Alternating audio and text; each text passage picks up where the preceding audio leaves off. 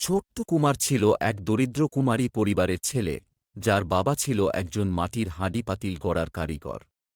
কুমারের বয়স মাত্র ৮ বছর, কিন্তু ছোট থেকেই সে খুব ভক্তিশীল ছিল। সে প্রতিদিন নিজের তৈরি মাটির ছোট একটি জগন্নাথ বিগ্রহে ফুল দিয়ে পুজো করত। এক বছর রথযাত্রার আগে কুমার শুনল গ্রামের কিছু ধনী মানুষ পুরী রথযাত্রায় যাচ্ছে। সে দৌড়ে বাবার কাছে এসে বলল, বাবা, আমি কি জগন্নাথের রথ দেখতে যেতে পারি?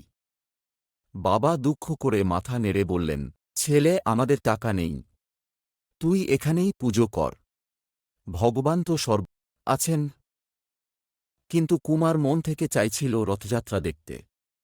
সে ভাবল, ভগবান যদি সর্বত্র থাকেন, তাহলে আমি নিজেই একখানি রথ তৈরি করে তাকে চালিয়ে নেব। পরদিন ভোরে সে নিজের ছোট হাতে মাটি দিয়ে বানাতে লাগল একটি ছোট রথ, ৩টি বিগ্রহ এবং ৪টি চাকা। সে নিজেই দড়ি কেটে জোড়া লাগাল, রং করল, পাতা দিয়ে ছাউনি দিল। শেষে গাছে ওঠা ফুল এনে সে নিজের রথে সাজাল জগন্নাথ, বলরাম ও সুভদ্রাকে।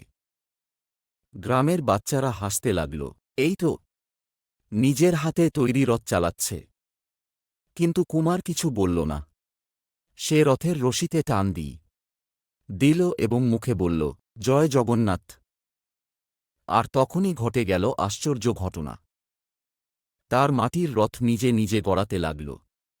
কেউ ধাক্কা দেয়নি, বাতাসও ছিল না, তবুও রথ চলতে লাগল মাঠ পেরিয়ে। সবার মুখে চমক।